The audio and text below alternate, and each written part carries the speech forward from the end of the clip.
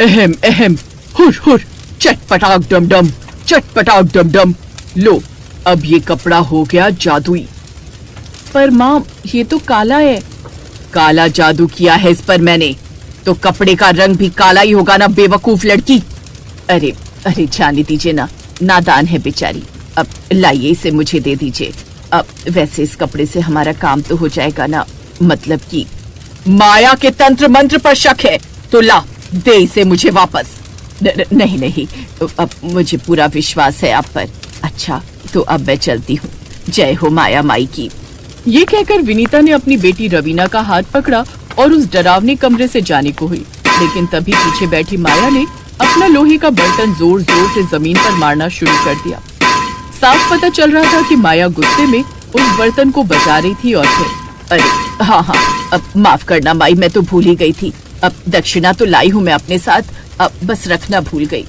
फिर विनीता ने अपने बटुए से करारे नोटों की एक गड्डी बाहर निकाली और उसे माया के बर्तन पर रख दिया, और फिर चुपचाप रवीना के साथ वहाँ से बाहर आ गई। कौन थी ये माया, और रवीना को उसने वो काला कपड़ा क्यों दिया था, और वाकई क्या वो कपड़ा जादुई था? इन सभी सवालों के जवाब जानने से पहले आइए जानते हैं कि ये दोनों विनीता और रवीना कौन है, और आखिर ये चाहती क्या है। माँ देखो ना, वो आज भी मुझसे सुंदर लग रही है। तुम्हारी उस मुल्तानी मिट्टी के लेप से भी कुछ नहीं हुआ। अच्छा, तो चल फिर आज मैं कुछ और बनाती हूँ। वो पड़ोस वाली काकी बता रही थी कि अगर पके केले में। नहीं माँ, रहने दो, कुछ नहीं होने वाला इस सब से। अगर कुछ करना ही है तो मेरे साथ नहीं, उस मीना के साथ करो जाकर। हैं? क्या मतलब? मैं उसके साथ क्या करूं?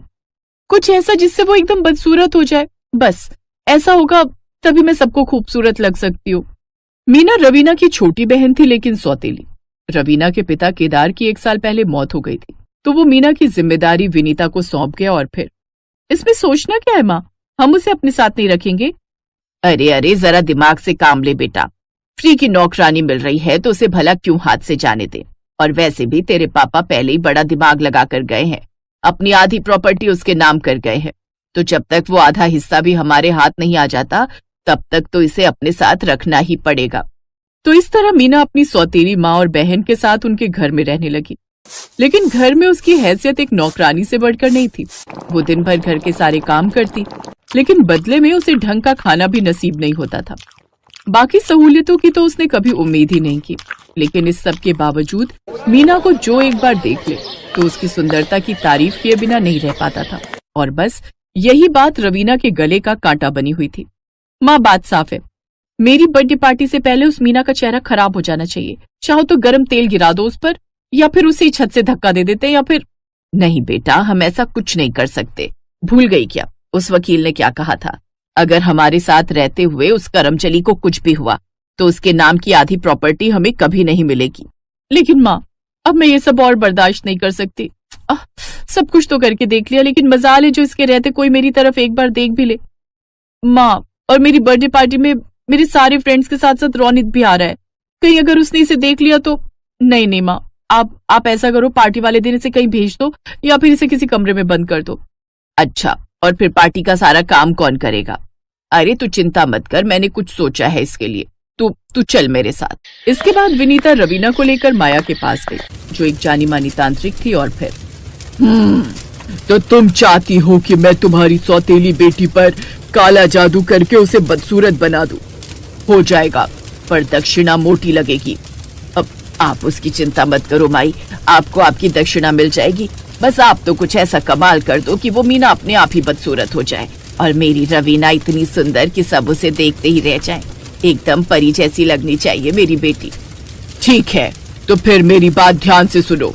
मैं तुम्हें एक कपड़ा दूंगी जो मेरी तंत्र साधना से अभिमंत्रित होगा। उस कपड़े का एक हिस्सा तुम्हारी सौतेली बेटी के लिए होगा और दूसरा हिस्सा तुम्हारी अपनी बेटी के लिए। लेकिन कपड़े से उस मीना का चेहरा कैसे बिगड़ेगा? मतलब कि उस कपड़े से बना कुछ भी इन दोनों बहनों को पहनना होगा। बस फिर जैसा तुम चाहोगी वैसा ही होगा। रवीना और विनीता ने पूरा जाल बिछा रखा था। तांत्रिक माया के दिए काले कपड़े को उन्होंने जैसे ही खोलकर देखा तो वो बीच से कटा हुआ था। एक हिस्से पर मीना का नाम लिखा था और दूसरे हिस्से पर रवीना का। और फिर कुछ दिनों बाद, ये क्या किया माँ? एक तो कपड़े का रंग एक सा, ऊपर से दोनों गाउन भी बिल्कुल एक जैसे ही सिलवा दिए तुमने। अब कैसे पता चलेगा कि कौन सा मुझे पहनना है और कौन सा उसे? अरे आसान है, ये देख, मैंने तेरे गाउन में सुनहरा बटन लगवाए हैं और उस करमजली के गाउन में सिल्वर। इसके अलावा दोनों गाउनों के अंदर की तरफ वही कपड़ा लगा है जिस पर तुम दोनों के नाम लिखे थे। चल अब जल्दी से जाकर उसे उसका गाउन दे देते हैं और फिर देखते हैं इन दोनों जादुई गाउनों का कमाल। माँ बेटी खुशी खुशी सिल्वर बटन वाला गाउन लेकर मीना के पास पहुंची और फिर, मीना ये लो, माँ ने तुम्हारे लिए गाउन बनवाया है, आज शाम की पार्टी में तुम इसे ही पहनना।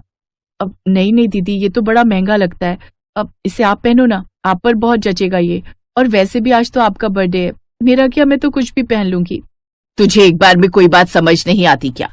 जैसा कहा है वैसा कर समझी। वैसे तेरी औकात तो नहीं है इतना अच्छा गाउन पहनने की, लेकिन वो क्या है ना, हम जरा दयालु किस्म के हैं। सारे मेहमानों के सामने तू ऐसे फटीचर बन के घूमेगी तो सब हमको ही बुरा समझेंगे ना। चल अब जल्दी ये गाउन ले और जाकर तैयार होकर आ। मीना को उस गाउन को पहनते हुए बिल्कुल खुशी नहीं हो रही थी, क्योंकि वो जानती थी कि विनीता ने वो खुशी से उसके लिए नहीं बनवाया, लेकिन फिर भी उसने वो गाउन पहन ही लिया। दूसरी तरफ रवीना आज बहुत खुश थी।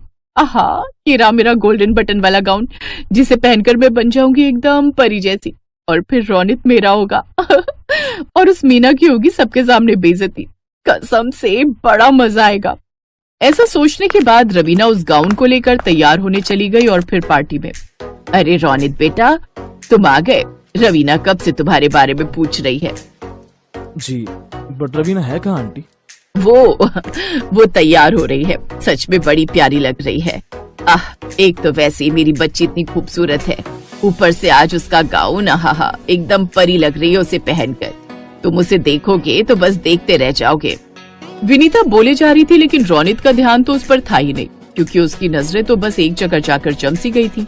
और सिर्फ उसकी ही नहीं, वहाँ मौजूद हर कोई बस उसी की तरफ देख रहा था। और जब विनीता ने ये महसूस किया तो उसने भी उस तरफ देखा और फिर, हे भगवान, ये क्या हो गया? ये तो पहले से भी सुंदर हो गई, पर ये हुआ कैसे? आंटी कौन है? इससे सुंदर लड़की तो मैंने आज तक नहीं देखी। अरे इतनी भी सुंदर नहीं है। अब तुमने अभी रवीना को नहीं देखा ना, तभी ऐसा बोल रहे हो। ये तो ऐसे ही है हमारे घर की नौकरानी, अब कोई खास नहीं। अब तुम यहीं रुको बेटा, मैं अभी रवीना को लेकर आती हूँ। इसके बाद विनीता भागकर रवीना के कमरे में पहुंची, जहाँ सारा सामान बिखरा पड़ा था। रवीना, क्या हुआ बेटा, तू रो क्यों रही है? फिर जैसे ही रवीना ने अपना चेहरा ऊपर किया तो विनीता की डर के मारे चीख निकल गई। रवीना के चेहरे पर बड़े बड़े बाल उगाए थे और हाथ पैरों की चमड़ी भी जैसे जल सी गई थी। कुल मिलाकर यहाँ दाव उल्टा पड़ चुका था। पर ये हुआ कैसे? ये इसलिए हुआ क्योंकि तुम्हारी टेलर ने गलत कपड़े से बने गाउन पर गलत बटन लगा दिया। ये देखो, इस गाउन के कपड़े पर मीना का नाम लिखा है, जो तुमने मुझे पहना दिया। माँ, किसी ने ठीक ही कहा है, जैसी करनी वैसी भरनी। और रवीना को उसकी करनी की सजा मिल गई थी। अपनी ही बर्थडे पार्टी में वो किसी को अपना मुंह दिखाने लायक नहीं थी,